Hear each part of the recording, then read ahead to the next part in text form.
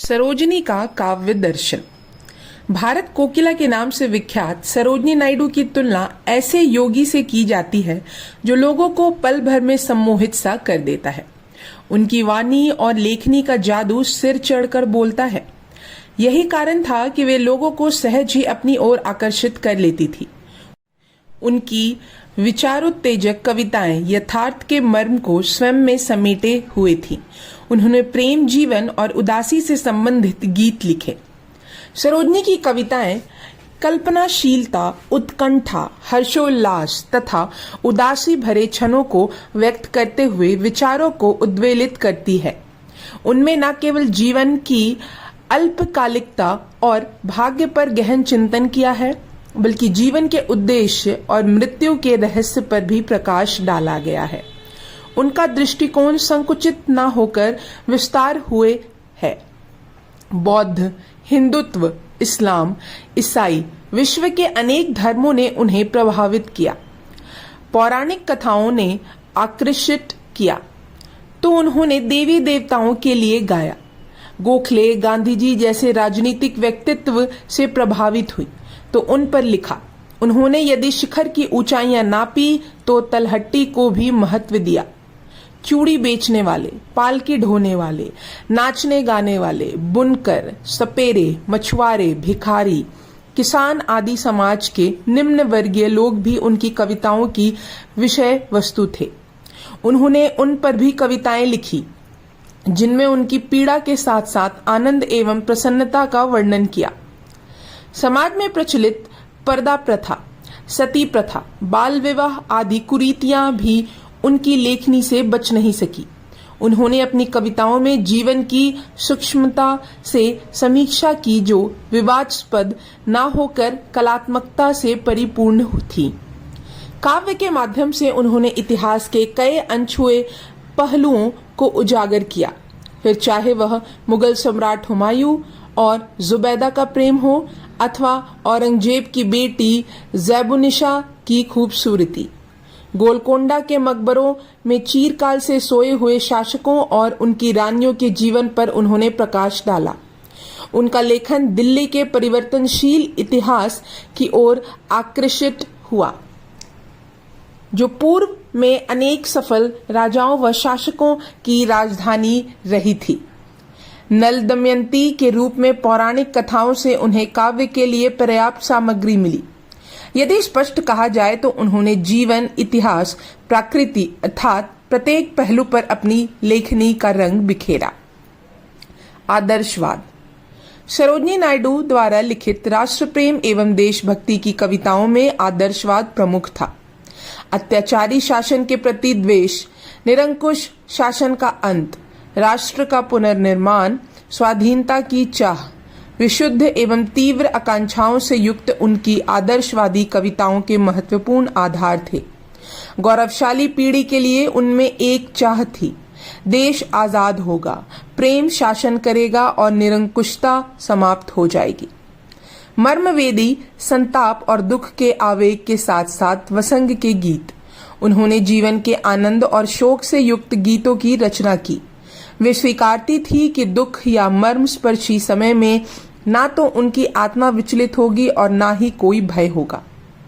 सरोजिनी का आदर्शवाद मातृभूमि की स्वतंत्रता, आत्मनिर्भरता एवं नवनिर्माण पर केंद्रित है।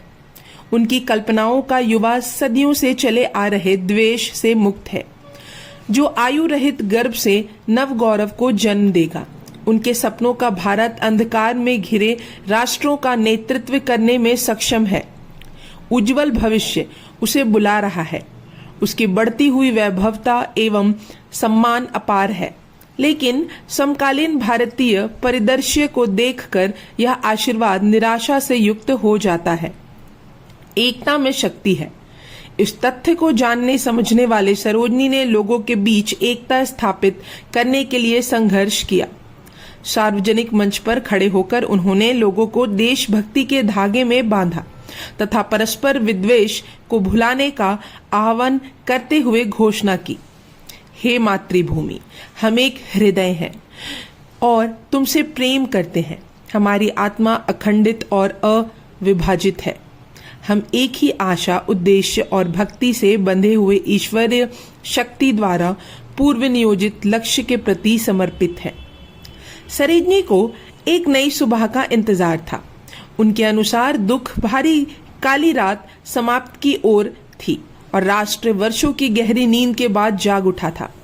आनंद और प्रसन्नता के वातावरण में आशाओं की हवाएं चलने लगी थी। इन सब के बीच पुनर्जीवन के लिए व्याकुल मातृभूमि स्वतंत्रता के वसंत की प्रतीक्षा कर रही थी। उन्हें विश्वास था कि स्वतंत्रता के लिए किए गए उनके परिश्रम का सफल आने वाली पीढ़ियों को मिलेगा। बच्चों को संबोधित करते हुए उन्होंने कहा था, तुम अपने हाथों से उन सपनों की फसल काटोगे जो हमने तुम्हारे जागने से पूर्व बोए थे।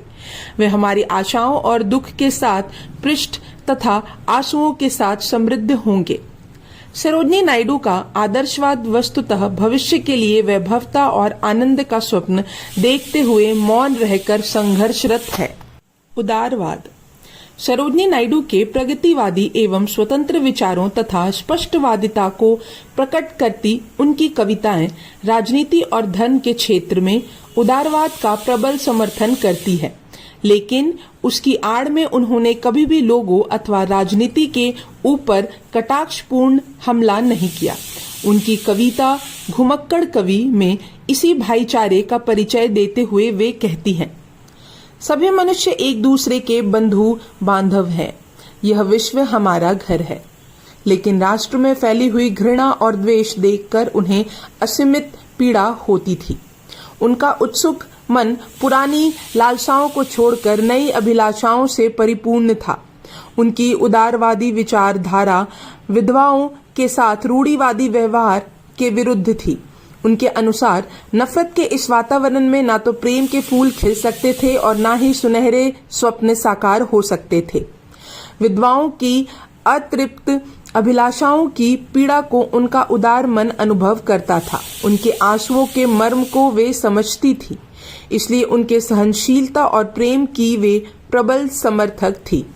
इसके लिए वे पुरानी मान्यताओं एवं कुरीतियों का अनुसरण करने वाले लोगों की निंदा करने से भी पीछे नहीं हटती थी। सरोजनी की उदारवादी कविताएं कट्टरवाद एवं संकुचित विचारों की निंदा करते हुए धार्मिक स्वतंत्रता को अधिक महत्व देती थी।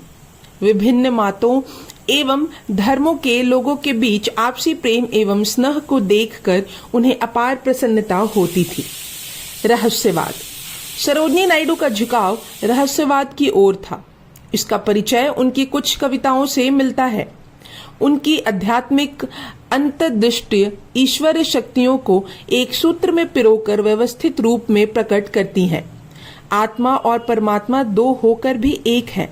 इस पौराणिक दर्शन के कथन में उनका विश्वास था। मनुष्य में ईश्वरीय अंश रूप में विद्यमान आत्मा से वे प्रेम करती थी।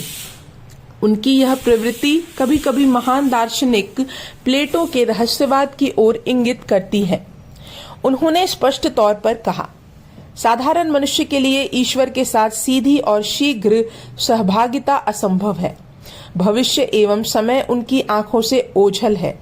ये सिर्फ उन्हीं लोगों के समक्ष दृष्टिगोचर होते हैं जो आध्यात्मिक ज्ञान से युक्त हैं। उपासक का विश्वास आत्मा और परमात्मा के मध्य सामंजस्य स्थापित करता है। मनुष्य प्रेम के विभिन्न रूपों को ग्रहण करने के लिए आत्मा का अन्वेषण आवश्यक है। इस संबंध में वे राधा कृष्ण का उदाहरण देते हुए कहती हैं कि कृष्ण के प्रति राधा का प्रेम आत्मा के पारस्परिक संबंधों को स्पष्ट करता है, जिसमें सम्मोहन और आत्मसमर्पण निर्णायक सत्य है। कृष्ण की बांसुरी का ईश्वरीय रहस्यवाद द्वारा इसे अध्यात्म की ओर मोड़ता है। कविता द्वारा बौद्ध धर्म के रहस्यवाद की परत खोलते हुए वे कहती हैं, बौद्धों के निर्वाण सिद्धांत के अनुसार प्रत्येक अदृश्य आत्मा अनंत शांति की ओर लौटती है। यह सम्मान साधारण मनुष्यों की उपलब्धियों से परे है। अपनी इच्छाओं पर विजय पाकर मन की शांति प्राप्त करने का कार्य प्रत्येक मनुष्य नहीं कर सकता है। विद्रोह। आदर्शवाद एवं उदारवाद के साथ साथ सरोजनी की कविताओं में विद्रोह का स्वर मुखर हुआ। उनका विद्रोह था भाग्यवाद के प्रचलित व्यवहार के विरुद्ध। नीरस सामाजिक रीतियों के विरुद्ध, रूढ़िवादिता के दंश के विरुद्ध, परस्पर विद्वेष एवं अलगावाद के विरुद्ध, धर्मधाता एवं कट्टरवाद के विरुद्ध। वस्तुतः वे एक ऐसी विद्रोही हैं जो पिंजरे में बंद पक्षी की तरह कुरीतियों और धर्मधता पर प्रहार करती हैं। सामाजिक जीवन में महिलाओं की दूरदर्शा एवं अवनति को लेकर उनमें विद्रोह था। वे कृत्रिमवाद एवं पाखंड की विरोधी थी। उन्होंने समाज में व्यापकता, कठोरता एवं निर्दयता का गहन अवलोकन किया। उन्हें उन नियमों से चिढ़ थी जो विधवाओं को अपमानित करते थे, उन्हें समाज में काटकर अलग कर देने के लिए विवश करते थे। उन्होंने ऐसे सामाजिक रिवाजों को मानने से इनकार कर दिया जो विधवाओं को अच्छे वस्त्र एवं आभूषण पहनने से वंचित करते हैं। इस विद्रोह को उन्होंने शोक गीत कविता में प्रकट किया। वे लिखती हैं, कठोर एवं निर्दयी व्यवहार दुखी विधवा के हृदय को अनेक टुकड़ों में विभक्त कर देता है। उस समय उसके हृदय में उपजा विद्रोह उसके जीवन के विरुद्ध हो जाता है। उनका विद्रोह समाज को अंधकार से उजाले की ओर ले जाने के लिए था।